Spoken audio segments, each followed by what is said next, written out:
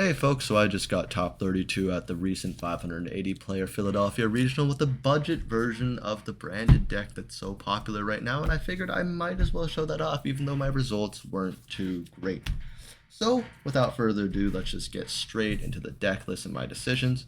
Two Mercurier because I was playing Aller and this card felt great. One Puppet because it's Puppet. One Tragedy because it's Tragedy. It searches Aliber on bad hands. It's a really great send off if you need to do the one card branded lock, one card branded fusion, one card branded fusion lock combo. But overall, it's just not a great card to brick on, which is why I only played one. There's just not enough good surge targets for it.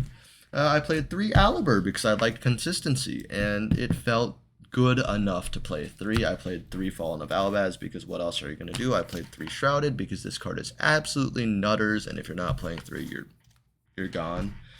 Three Cartesia because three felt better than two, especially in the list I have here. I just didn't have enough Quem to play only two Cartesia, which I see some people doing for some reason.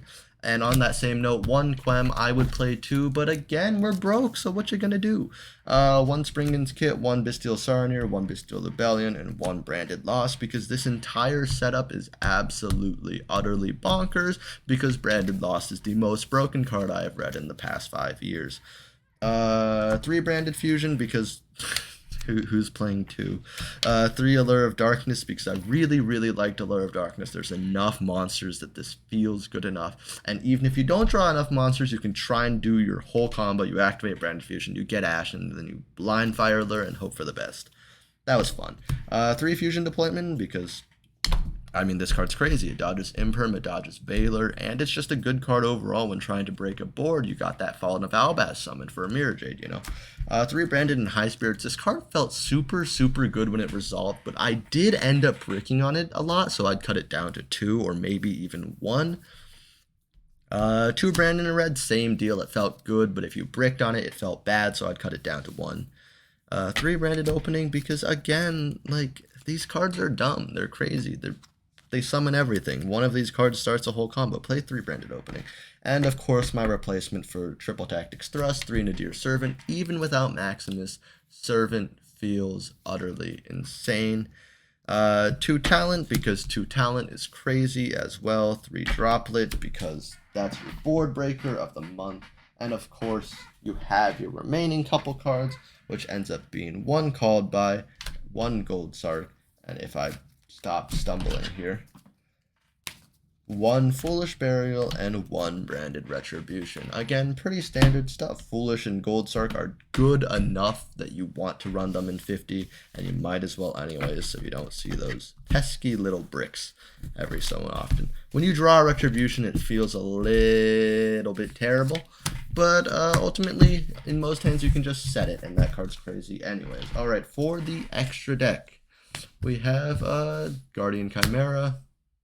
What's this card called? Drago Stapelia. I don't know. Borreload Furious Dragon. These three are pretty standard for branded in red targets, for Cartesia targets.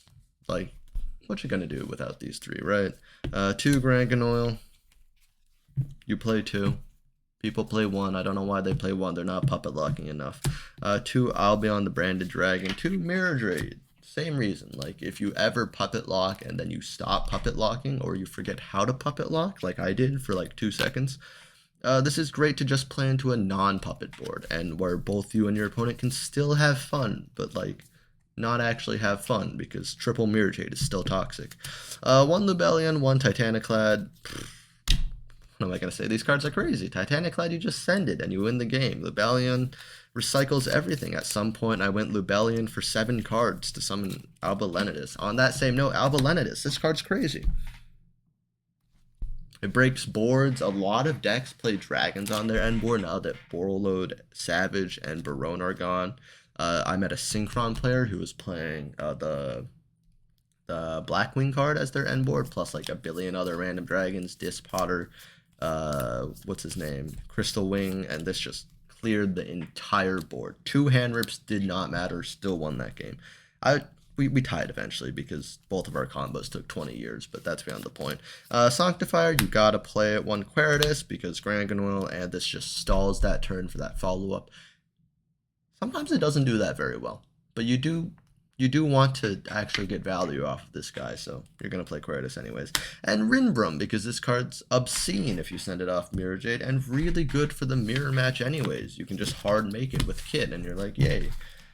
Can't activate your branded effects now, for the side deck, Masquerade, because sometimes having that burn pressure is really nice. Shaddoll and Harpies, because you want to have that good, sweet matchup against Stun. 3 Cosmic, this card sucks, don't play it. 3 Fusion Duplication, this card's really good, play it.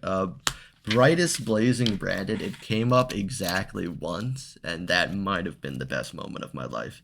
This card is obscene when it resolves.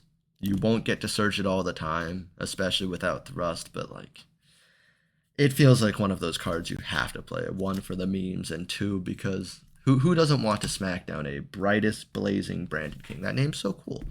2 Dark Ruler, might want to play 3. Really good against Melodious and Voiceless. Those decks are hard. And 3 Evenly Matched, because this card is utterly insane and won every game that I drew it in, except for 1, because I also drew this, and the hand looked terrible, but what can you do? So that's it for the deck profile. If you total it up, I think it comes out to about $100, which is really good for basically a top performing meta deck that you can upgrade at any time. And if you can beg your friends for thrusts, all the better. Mine wouldn't give them to me. Good luck, folks.